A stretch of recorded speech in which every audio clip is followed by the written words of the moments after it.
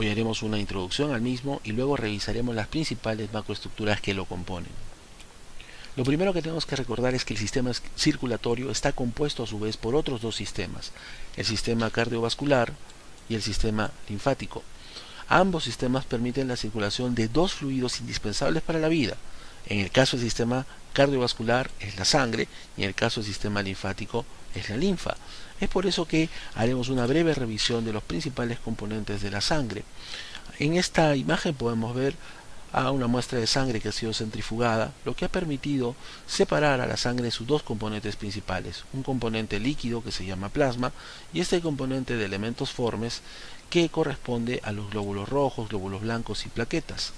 Sabemos muy bien que el componente principal de los elementos formes, el más abundante, son los glóbulos rojos. Es por eso que en la práctica este componente se denomina hematocrito. El plasma, como vemos, tiene un gran contenido de agua, pero son aquellos solutos que están disueltos en ella los que van a determinar las múltiples funciones que cumple el sistema cardiovascular a través de la sangre. Por ejemplo, el fibrinógeno participa en la coagulación, la albúmina determina la presión oncótica que mantiene al agua dentro de los vasos. Las globulinas, como las inmunoglobulinas, participan en la defensa del organismo. Los nutrientes, por supuesto conocidos, glucosa, lípidos y aminoácidos, indispensables para el metabolismo celular. Sustancias como las hormonas que permiten la comunicación entre célula y célula a larga distancia. Tenemos la eritropoyetina, la insulina, entre otras. Electrolitos que participan en múltiples funciones y características de los líquidos corporales. El sodio, por ejemplo, es el determinante principal de la tonicidad del líquido extracelular. El potasio es indispensable para las células excitables y el calcio, por supuesto, con su papel para la contracción muscular. La linfa tiene una composición más variable con respecto a la sangre. Si bien tiene un gran contenido de agua, sus sólidos son variables dependiendo de dónde venga la linfa. Así es, la linfa no es la misma en todas las partes del cuerpo. Si proviene de los intestinos, del tracto gastrointestinal, va a tener un aspecto lechoso por el gran contenido en grasas que tiene. Las proteínas son variables también, las grasas, como vimos, del 5 al 15%, la glucosa está un poco por encima de lo normal y tiene componentes como urea, creatinina, cloro, fosfato y calcio, así como enzimas y anticuerpos que participan en la respuesta inmunológica. Las células que podemos observar en el sistema linfático son linfocitos. Acá no vemos glóbulos rojos. Nos damos cuenta entonces que la linfa tiene un componente o una función inmunológica sumamente importante. En esta imagen vemos cómo vemos una muestra de linfa en un tubo de ensayo con un aspecto netamente lechoso que proviene del conducto torácico. Como dijimos, la composición de la linfa depende principalmente del lugar de donde provenga. Es claro que esta linfa contiene una gran cantidad de triglicéridos y sustancias grasas que han sido absorbidas a nivel intestinal y que por supuesto van a regresar a la circulación sistémica. Acá tenemos un resumen de las principales funciones del sistema circulatorio y ampliaremos lo siguiente. Sabemos muy bien que el sistema circulatorio realiza la mayoría de sus funciones a través de la sangre, por no decir todas. Para esto lo que requiere es una bomba que mantenga una presión que asegure un flujo de sangre a todos los órganos del cuerpo. Asimismo, la dilatación de los vasos o la contracción de los vasos va a participar en la regulación de la temperatura corporal. ¿Okay? Muy bien, la linfa tiene como funciones principales el hacer regresar el exceso de líquido intersticial a la circulación sistémica. Asimismo, como hemos visto, contiene linfocitos, principalmente cuando esta linfa proviene de los ganglios linfáticos, que es una red por la que va a pasar la linfa antes de llegar a la circulación sistémica, donde se va a producir una respuesta inmunológica. Y también, como vimos, el aspecto lechoso corresponde a la gran cantidad de triglicéridos que son absorbidos en el tracto gastrointestinal. Muy bien, el sistema circulatorio, por supuesto que participa en la homeostasis, está clarísimo, porque va a determinar la composición del medio interno.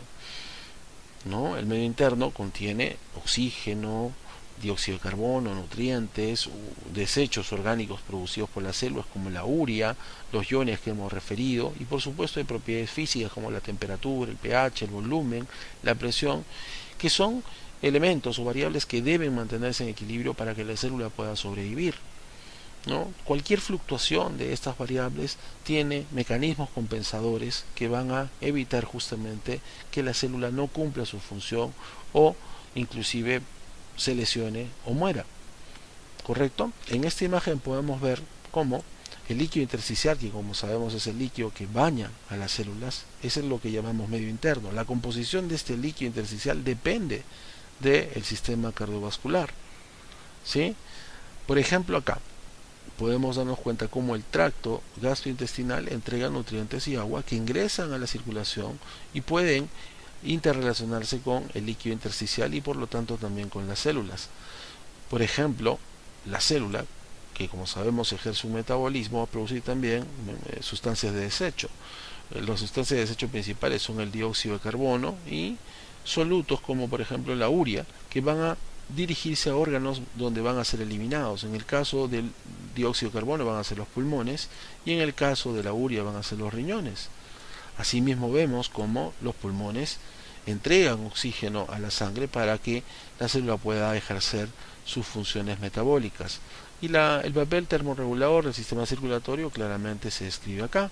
Existen vasos a nivel de la piel cuya contracción o dilatación permitirán la conservación del calor en el caso de vasoconstricción o la eliminación del mismo en el caso de la vasodilatación. Está claro entonces que el sistema circulatorio es indispensable para la homeostasis celular. En esta imagen vemos cómo el sistema circulatorio se interrelaciona con otros dos sistemas, con el sistema respiratorio, con el sistema urinario. Sabemos claramente que la respiración implica el ingreso de oxígeno hacia los pulmones, el que va a ingresar a la sangre y va a llegar a la célula para su metabolismo. Esta a su vez, producto de ese metabolismo, elimina CO2 y sustancias que no pueden ser eliminadas por los pulmones como la urea y la creatinina. El CO2 regresa por la sangre y es exhalado a través de los pulmones.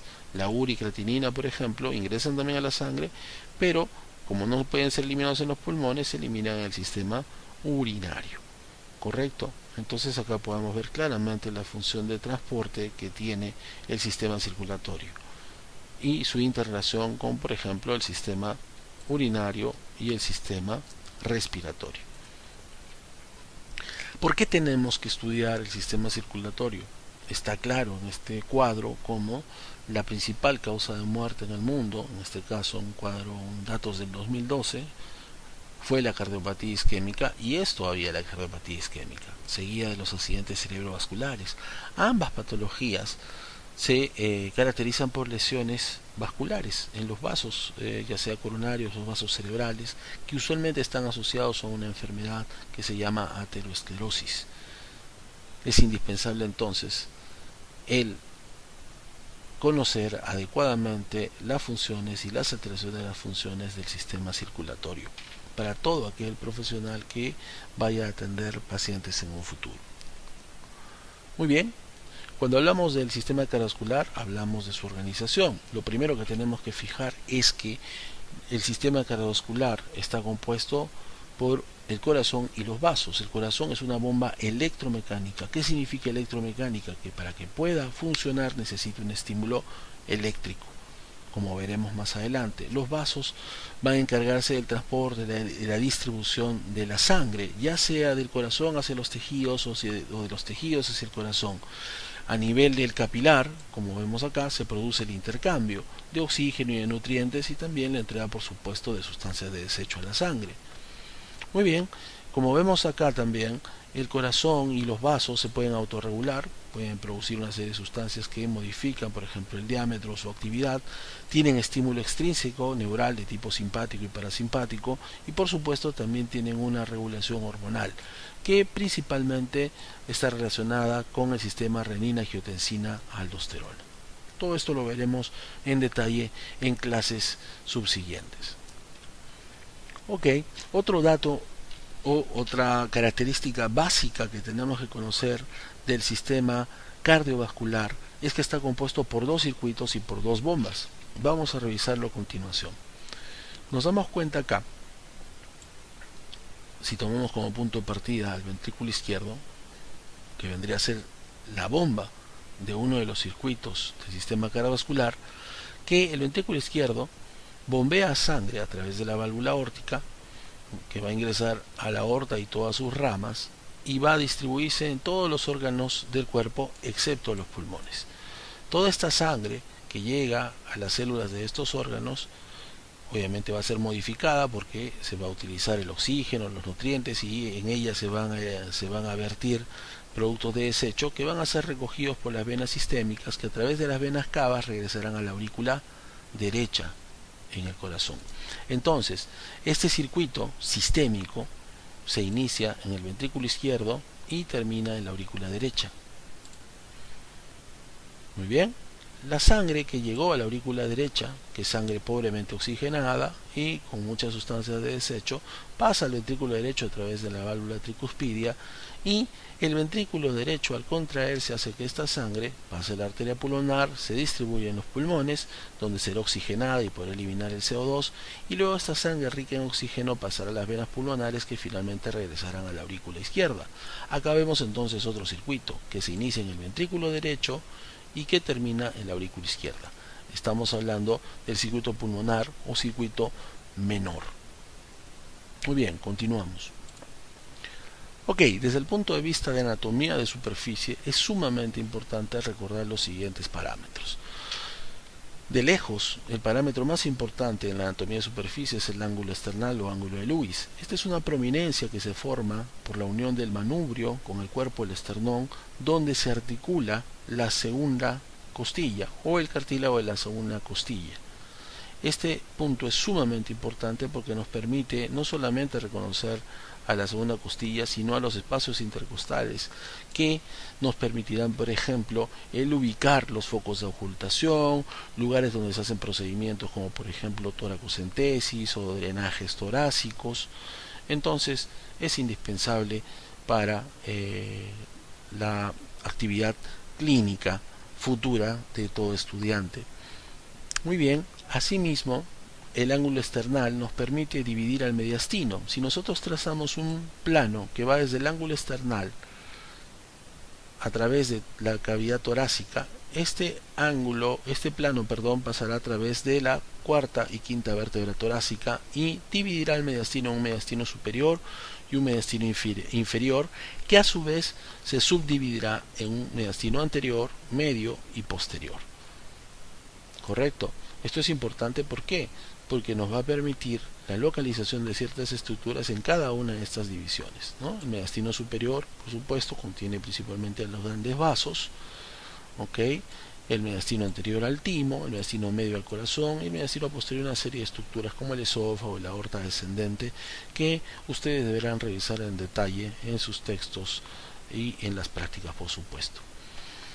Acá vemos también esta imagen como si trazamos un eje a través en la mitad del cuerpo, que se llama el eje corporal. Nos damos cuenta que el eje cardíaco no está en la misma dirección, no concuerda con el eje corporal.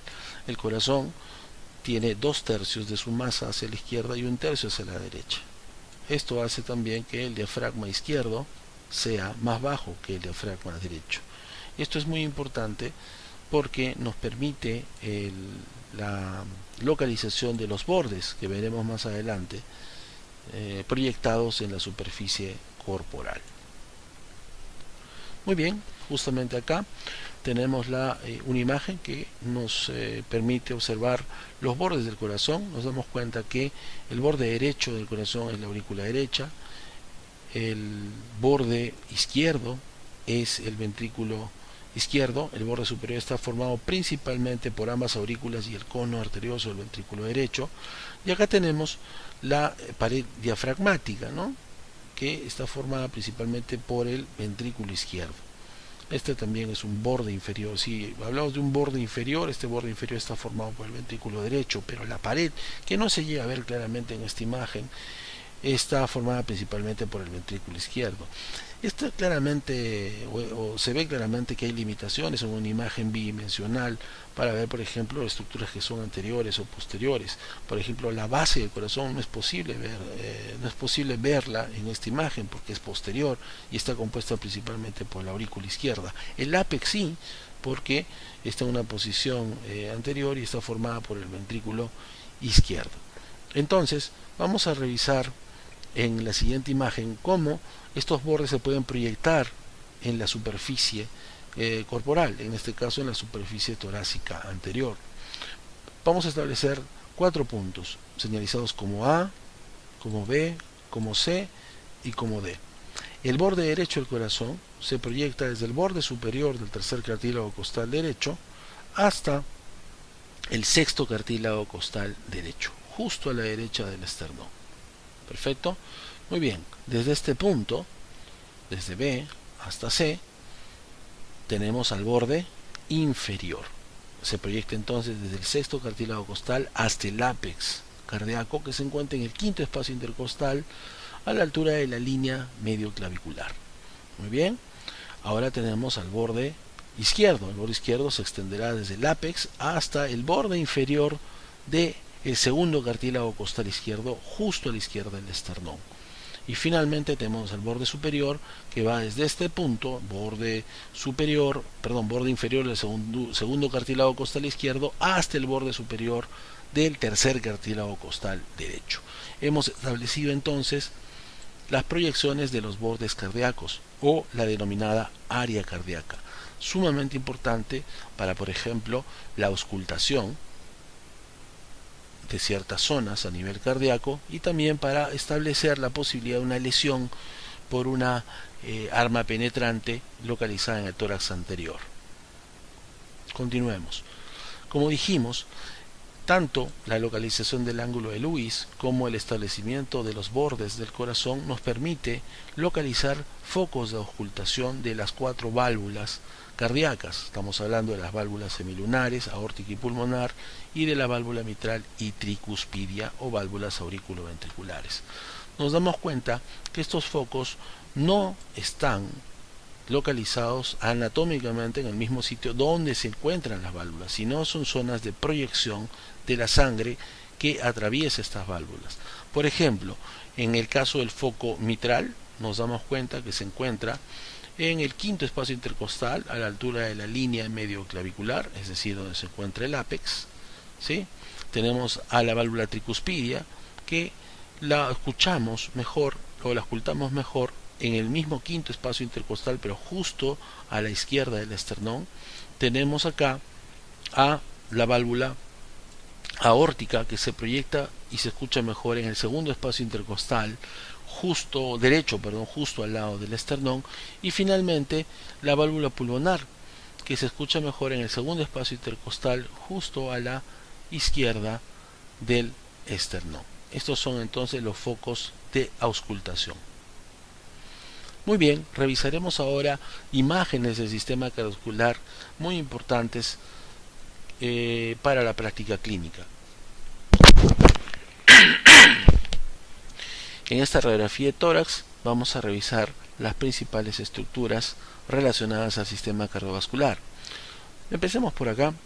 Tenemos al borde derecho del corazón, la aurícula derecha, el borde izquierdo formado por el ventrículo izquierdo, correcto. Tenemos también asociados a esos dos bordes a la sombra que hace el diafragma derecho, el diafragma izquierdo.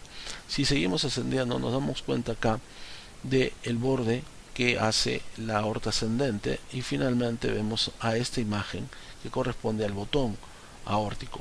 Vemos acá otra sombra que está descendiendo, que corresponde a la vena cava superior, correcto, que a nivel del primer cartílago costal se ha formado por la unión de la vena brachiocefálica derecha y la vena brachiocefálica izquierda.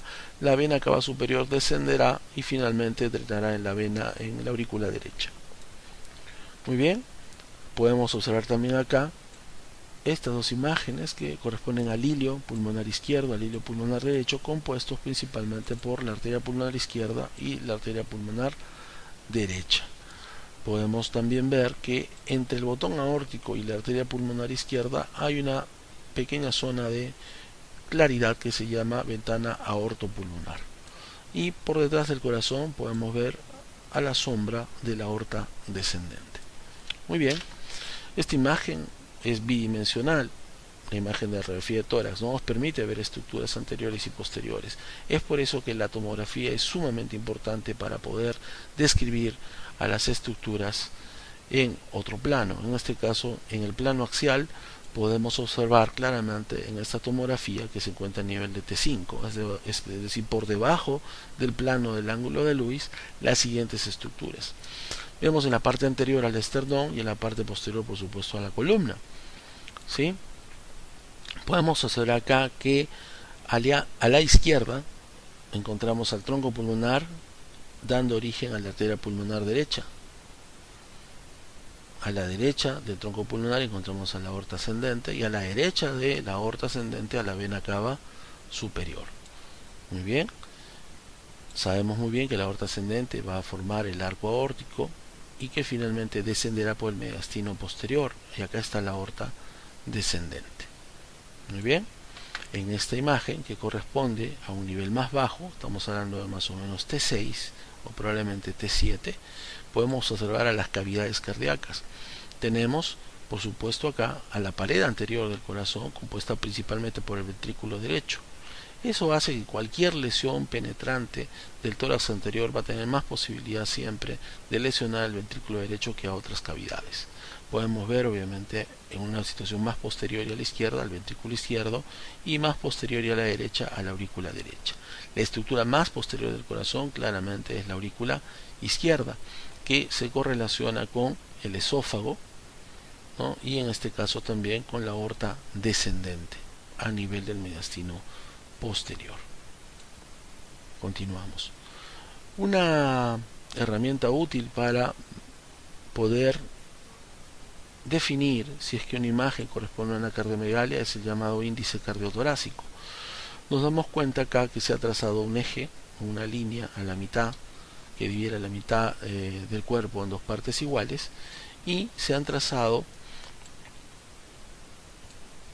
dos líneas que corresponden a los diámetros principales del corazón hacia la derecha de esa línea media y hacia la izquierda de esa línea media. Estos dos se van a sumar, A más B, y se van a relacionar con el diámetro torácico mayor en esta persona. Si es que la suma de A más B dividido sobre C es mayor de 0,5, podemos decir que existe cardiomegalia, es decir, un corazón crecido, que puede estar asociado a una serie de patologías que veremos más adelante. Muy bien, pasemos ahora a la revisión de la pared cardíaca. Empezamos por el pericardio. El pericardio que estamos observando acá es el pericardio fibroso. Esta estructura envuelve al corazón, lo protege y lo fija, como nos damos cuenta acá. Tiene una fijación muy fuerte hacia el centro fibroso del diafragma. Nos damos cuenta que por encima del pericardio fibroso están pasando los vasos, los nervios frénicos y los vasos también cardiofrénicos. ¿De acuerdo? Muy bien, en esta imagen podemos darnos cuenta de cómo el pericardio fibroso se continúa también con la adventicia de los vasos, y cómo existe un pericardio seroso, ¿sí? Es una capa compuesta por células mesoteliales, que es una reflexión acá, y que forma una capa parietal de ese pericardio seroso que está en contacto con el pericardio fibroso, y una capa visceral de este pericardio seroso que está en relación con el miocardio. Esta capa visceral del pericardio seroso, que se llama epicardio, junto con el miocardio, que es la masa muscular y la capa más gruesa de la pared cardíaca, y el endocardio, forman justamente a la pared cardíaca. ¿Correcto? Muy bien. Entonces no olvidemos que el pericardio fibroso va a proteger y sujetar al corazón, va a evitar también su sobredistensión, y no nos olvidemos también que gracias a este pericardio seroso existe acá una pequeña cantidad de líquido que se llama líquido pericárdico, que son 15 a 50 mililitros de fluido, que van a evitar la fricción del corazón con el pericardio y por supuesto su irritación y lesión posterior. es importante también recordar lo siguiente, que nosotros podemos estar frente a patologías en las que el espacio pericárdico está formado por el pericardio seroso parietal y el visceral, ¿sí? Puede estar ocupado por una gran cantidad de líquido, que puede ser sangre, y que puede comprimir y evitar la función adecuada del corazón. Es por eso que el conocer anatomía, como por ejemplo los márgenes costales, el apéndice sifoides y este ángulo sifocostal, nos permitiría hacer este procedimiento que se llama pericardiocentesis. Se introduce una aguja por el ángulo sifocostal izquierdo dirigido hacia el hombro y podríamos ingresar al espacio pericárdico para extraer la sangre que está comprimiendo al corazón. Esta patología se denomina taponamiento cardíaco. Muy bien, hablemos ahora de las características externas del corazón. Como nos damos cuenta, existe una gran cantidad de grasa en la superficie del corazón, especialmente en los surcos del corazón. Existen 4 surcos que debemos recordar: el surco coronario derecho, el surco coronario izquierdo, el surco interventricular anterior y el surco interventricular posterior, que no se ve en esta imagen. Pero como se darán cuenta, existe una cantidad de grasa muy importante rodeando a los principales vasos del corazón, que son los vasos coronarios. Esto se debe a que más del 60% de la energía que utiliza el corazón deriva de los ácidos grasos y no de la glucosa. No es porque existe un exceso de colesterol, no, sino que ese acúmulo es una reserva de energía para el corazón. Podemos observar entonces externamente la presencia de los grandes vasos, con la vena cava superior siempre a la derecha de la arteria aorta, el arco aórtico con sus 3 ramas, ¿no es cierto? Y vemos acá al tronco pulmonar, que da origen a la arteria pulmonar derecha, que pasa detrás de la aorta ascendente, y a la arteria pulmonar izquierda. En una posición posterior vemos a las venas pulmonares, que se verán mejor más adelante en una visión posterior, y vemos a estas estructuras que se llaman orejuelas, ¿no? La orejuela derecha de la aurícula derecha y la orejuela izquierda de la aurícula izquierda. Estas estructuras son rezagos de las aurículas primitivas, que veremos en detalle más adelante. Acá podemos observar cómo las fibras miocárdicas están separadas cuando hablamos de fibras miocárdicas del ventrículo y fibras miocárdicas de las aurículas. Esto es importante, ¿por qué? Porque como veremos más adelante, la contracción de las aurículas y los ventrículos no se produce a la misma vez, ¿sí? Se produce de forma independiente. Es por eso que estas fibras están separadas, gracias a ¿qué? A la presencia de un esqueleto fibroso que revisaremos en una diapositiva posterior. Muy bien, justamente acá podemos observar cómo, si hacemos un corte a través del plano valvular, y esto es importante, debemos recordar que todas las válvulas del corazón se encuentran en un solo plano. Acá podemos observar a la válvula mitral, la válvula aórtica, la válvula tricuspidia y la válvula pulmonar. Si se dan cuenta, todas estas válvulas están compuestas por tejido conectivo que va a formar anillos y que a su vez son parte de lo que llamamos esqueleto fibroso del corazón.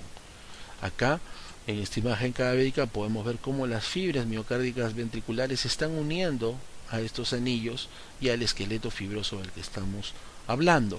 En este esquema podemos darnos cuenta que este esqueleto fibroso está compuesto principalmente por un anillo mitral, un anillo tricuspidio.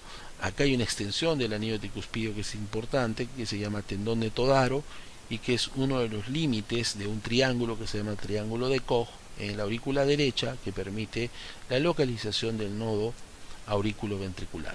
Asimismo vemos que el anillo mitral y la relación con el anillo tricuspidio permite también la presencia de trígonos. Tenemos el trígono fibroso izquierdo, ¿no? Un trígono intervalvular y un trígono derecho.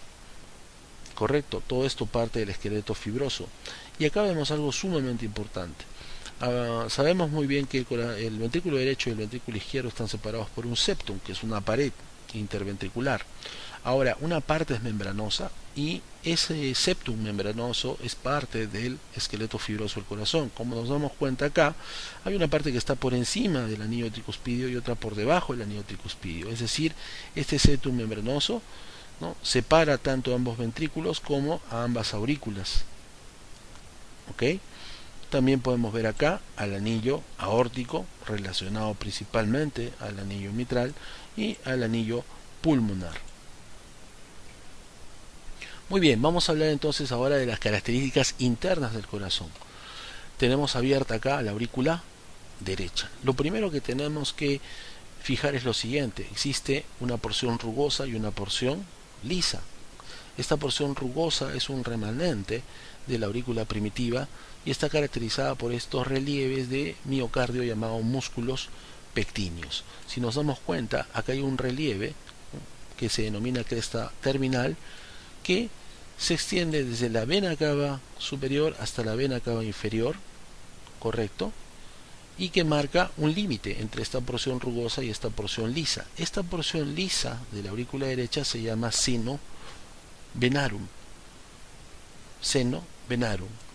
En la pared que divide ambas aurículas podemos encontrar también a esta depresión denominada fosa oval, que no es más que un rezago de lo que era el foramen oval, que veremos más adelante en las clases de embriología. Esta fosa oval tiene también una pequeña saliencia, un relieve acá que se llama limbo de la fosa oval.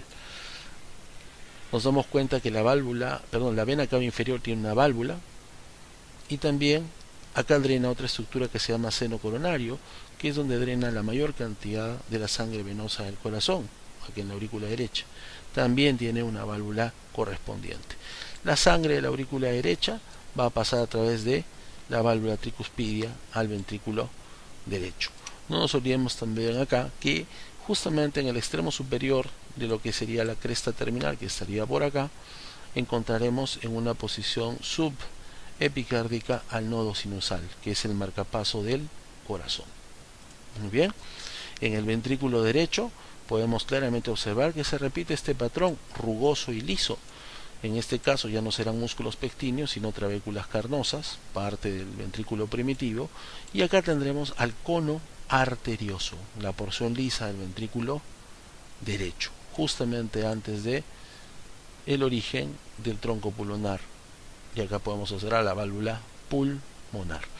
Otras estructuras muy importantes son los músculos papilares. Los músculos papilares del ventrículo derecho son estructuras miocárdicas que tienen extensiones llamadas cuerdas tendíneas, que se unen a las valvas de la válvula tricuspidia, y que cuando el ventrículo se contraen, se contraen y se tensan para mantener cerrada a la válvula tricuspidia y evitar que la sangre regrese del ventrículo hacia la aurícula. Esa sangre debe dirigirse del ventrículo a través de la válvula pulmonar hacia el tronco pulmonar, las arterias pulmonares y los pulmones finalmente. Acá podemos ver una estructura sumamente importante que se llama trabécula septomarginal, que es una estructura muscular también, que es atravesada o que utiliza la mayor parte de la rama derecha de la CGIS, que es tejido de conducción, para producir la contracción de este músculo, que es el músculo papilar anterior, que como dijimos participa en mantener cerrada la válvula tricuspidia durante la contracción del ventrículo derecho. Muy bien, la sangre oxigenada que proviene de los pulmones va a llegar a la aurícula izquierda gracias a las venas pulmonares, que son 4, pulmonar derecha, izquierda, superior e inferior. Podemos ver también que se puede observar lo que denominamos válvula del foramen oval, y también ya estamos observando a la salida de la sangre a través de la válvula mitral. Muy bien, el ventrículo izquierdo, como vemos, mucho más grueso, 2 a 3 veces más grueso en su pared que el ventrículo derecho, contiene también una porción rugosa, es decir, tenemos trabéculas carnosas, y también tenemos músculos papilares.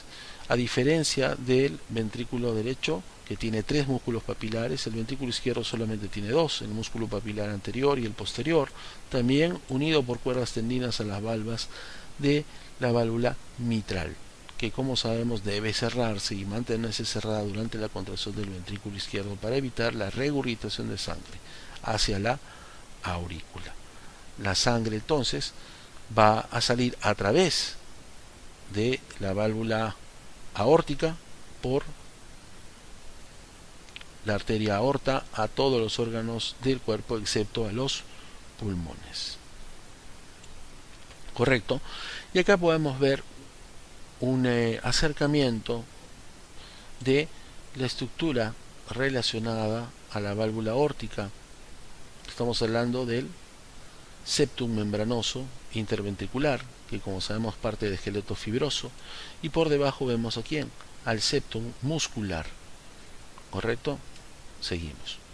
Acá en esta imagen cadavérica podemos ver claramente la diferencia en el grosor del ventrículo izquierdo con el ventrículo derecho.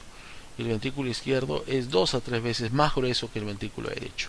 Podemos observar el septum, que separa a ambos ventrículos, y por supuesto también podemos observar a las valvas de la válvula mitral y acá de la válvula tricuspidia, ¿no? Sus formas son claramente distinguibles. Este es media triangular y este es oval. Perfecto. Continuamos entonces. Hablemos ahora de la circulación coronaria. Las arterias coronarias son dos. Estamos hablando de la arteria coronaria derecha y la arteria coronaria izquierda. Ambas nacen de la aorta ascendente. Ambas nacen de la aorta ascendente. Entonces podemos claramente deducir que el primer órgano que recibe sangre del corazón es el mismo corazón, a través de la arteria coronaria derecha y la arteria coronaria izquierda. La arteria coronaria derecha va a transcurrir a través del surco coronario derecho y la coronaria izquierda por el surco coronario izquierdo. Revisemos las principales ramas en esta vista anterior de la arteria coronaria derecha e izquierda.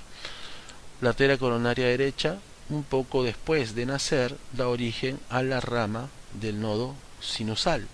Recordemos que el nodo sinusal es el marcapaso del corazón. La arteria coronaria derecha sigue avanzando por el surco coronario derecho y da esta rama principal que se llama rama marginal derecha. Luego, esta arteria coronaria derecha da la vuelta, llega a la parte posterior del corazón y da origen, en la gran mayoría de personas, a la arteria interventricular posterior. Pero antes de eso, da una rama para el nodo aurículo-ventricular.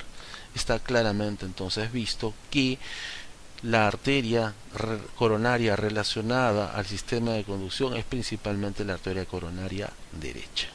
Muy bien, en el caso de la arteria coronaria izquierda, sus principales ramas son la arteria interventricular anterior, o también llamada descendente anterior izquierda, que como nos damos cuenta tiene ramas septales que van a irrigar los 2/3 anteriores del septum interventricular, y tenemos a la rama circunfleja que rodea el corazón, pero justamente la porción lateral da origen a esta rama que se llama rama marginal. Esta rama que no hemos etiquetado acá es la rama diagonal de la descendente anterior izquierda. La rama circunfleja rodea entonces al corazón, llega a la parte posterior y da origen a esta arteria que es la arteria posterior del ventrículo izquierdo. Acá tenemos un resumen, por supuesto, de las zonas de las arterias y las zonas irrigadas por las mismas, pero debemos hacer una acotación. La arteria del nodo sinusal o arteria sinoauricular nace en el 60% de las personas ¿de quién? De la arteria coronaria derecha, pero en un 40% se origina de la arteria circunfleja. Es una variante bastante común e importante para recordar. Otra cosa que debemos recordar es que el septum interventricular, como dijimos, sus 2/3 anteriores son irrigados por la descendente anterior izquierda y su tercio posterior por la arteria interventricular posterior, rama de quién? De la arteria coronaria derecha.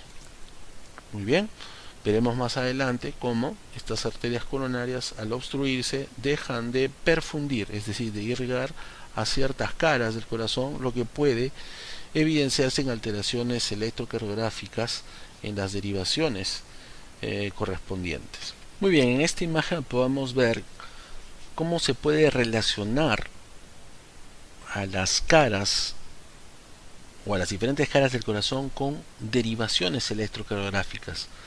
Solamente como un avance de lo que vamos a revisar en detalle más adelante, podemos decir que las derivaciones son electrodos. Estos electrodos registran la actividad eléctrica del corazón en diferentes partes o caras del corazón. Por ejemplo, vemos acá que la cara inferior del corazón que podemos ver en esta vista posterior es registrada mejor en las derivaciones D2, D3 y ABF. La cara septal del corazón, que es vista que se puede observar en esta vista anterior, es mejor observada electrocardiográficamente en las derivaciones B1 y B2. La cara anterior del corazón también se puede observar mejor en la cara B3 y B4. Y la cara lateral del corazón, que se puede ver en esta imagen, tanto anterior como posterior, se divide en una cara lateral baja, que se ve mejor en B5 y B6, y una cara lateral alta que se ve mejor en D1 y ABL. Estas derivaciones entonces se pueden correlacionar con la obstrucción de ciertas arterias coronarias, dependiendo por supuesto de las alteraciones que se vean en las diferentes derivaciones. Por ejemplo, si tenemos un ST elevado u ondas Q en D2, D3 y ABF, esto correspondería a la cara inferior del corazón, y la cara inferior del corazón por lo general está irrigada ¿por quién? Por la arteria coronaria derecha. Entonces hablaríamos de un infarto por obstrucción de la arteria coronaria derecha. Si fuera, por ejemplo, vemos elevación del ST u ondas Q en B1 y B2, es decir, en la cara septal, nos damos cuenta que esta zona está irrigada principalmente por la arteria interventricular anterior o descendente anterior izquierda. Entonces nos daremos cuenta que esta zona septal tendrá como obstrucción o como arteria probablemente más obstruida a la descendente anterior izquierda.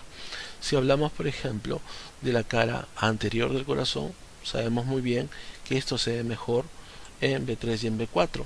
¿Y está en relación con quién? También con la descendente anterior izquierda. ¿Ok?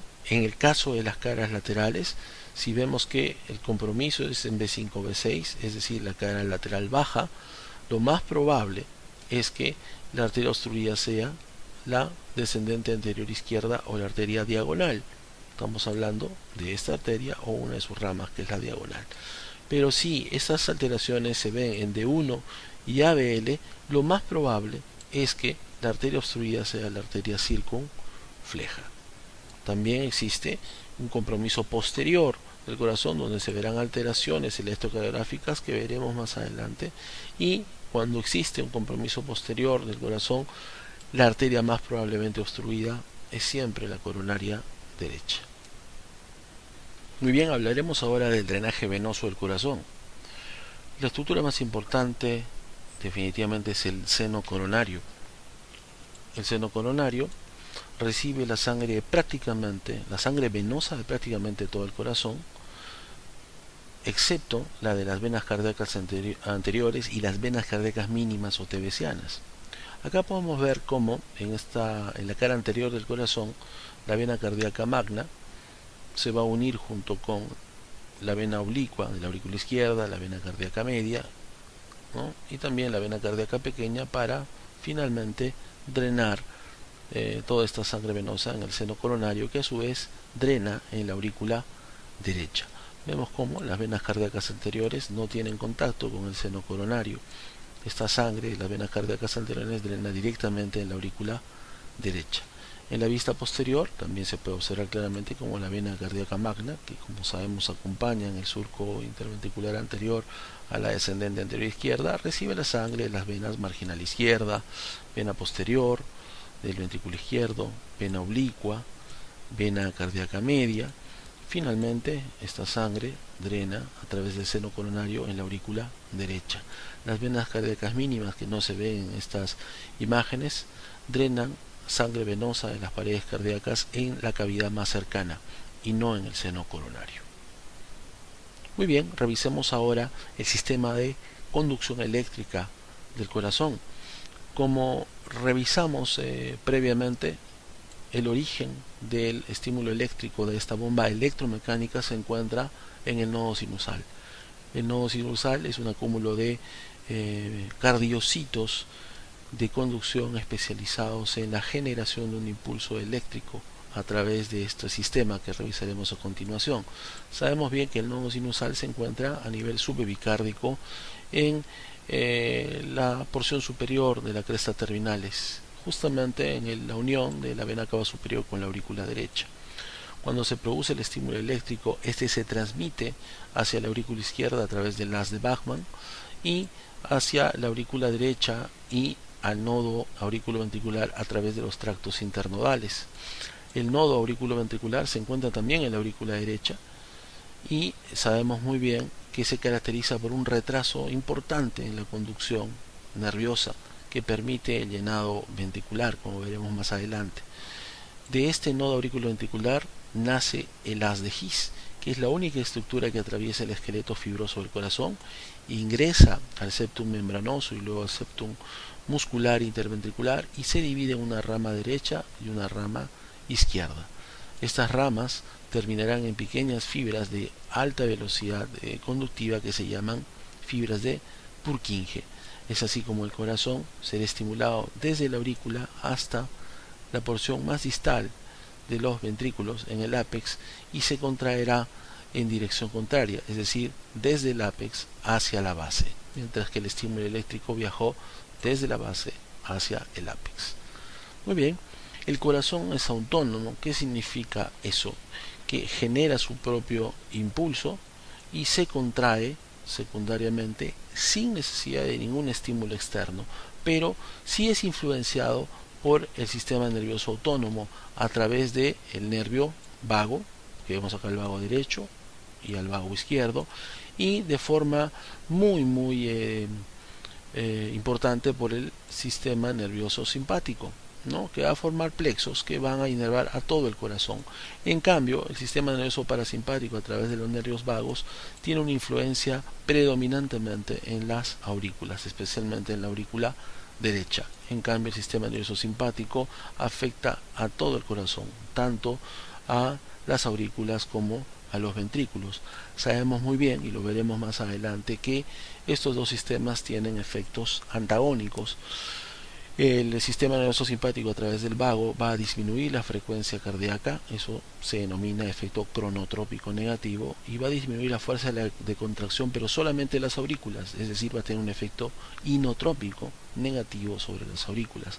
En cambio, el sistema nervioso simpático va a producir o va a estimular tanto aurículas como ventrículos, va a producir un efecto cronotrópico positivo, inotrópico tanto auricular y ventricular positivo, junto con otras características que veremos más adelante. Muy bien, un dato interesante que debemos recordar es el denominado dolor referido. Es decir, si nosotros recordamos las diapositivas iniciales, nos dimos cuenta que la enfermedad que mata más en el mundo es la cardiopatía isquémica, es decir, el infarto agudo de miocardio. Y estas personas por lo general vienen refiriendo un dolor a nivel precordial del hemitórax izquierdo o de la cara interna del brazo izquierdo, como vemos en esta imagen, ¿correcto? Entonces, ¿cómo puede ser que una lesión que se produce en el miocárdico se refiera o se refleje en estas zonas? La razón es la siguiente: la inervación simpática sensitiva dolorosa que recoge justamente el estímulo producto de esta isquemia o necrosis en el corazón viaja e ingresa a la médula espinal junto con las fibras que traen sensibilidad dolorosa de los dermatomas T2, T3 y T4, incluyendo inclusive a T1. Estas fibras ingresan a la médula y hacen sinapsis en las mismas neuronas en el asta posterior, y luego esta información viaja hacia el cerebro y el cerebro interpreta que el dolor, que en verdad proviene del miocardio que se ha lesionado, proviene de los dermatomas cuyas fibras hacen contacto con las mismas neuronas en el asta posterior que el sistema nervioso simpático. A eso llamamos dolor referido, y hay múltiples ejemplos en la clínica relacionados a esto, como por ejemplo cuando uno tiene un cólico vesicular que se localiza, la persona lo refiere en el hipocondrio derecho o inclusive en el hombro derecho, tiene la misma explicación. Es la vesícula la que se contrae, la que sufre distensión o inclusive isquemia y que produce dolores en los dermatomas que comparte, por decir así, junto con las fibras sensitivas somáticas.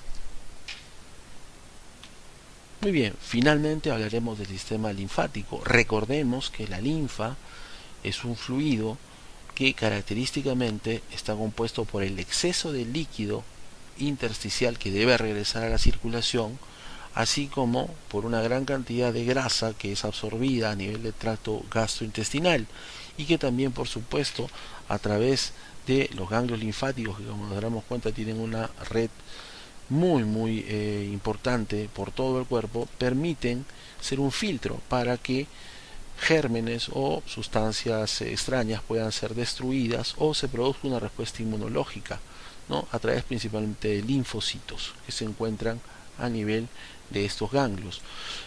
Lo interesante de la linfa y del sistema linfático es que toda la linfa del cuerpo, excepto el hemicráneo derecho, el hemitórax derecho y el miembro superior derecho, drena a través de esta estructura que se llama conducto torácico en la unión yúgulo-subclavia izquierda, mientras que la linfa de estas zonas, el hemicráneo derecho, el hemitórax derecho y el miembro superior derecho, drena no en el conducto torácico, sino en el llamado conducto linfático derecho.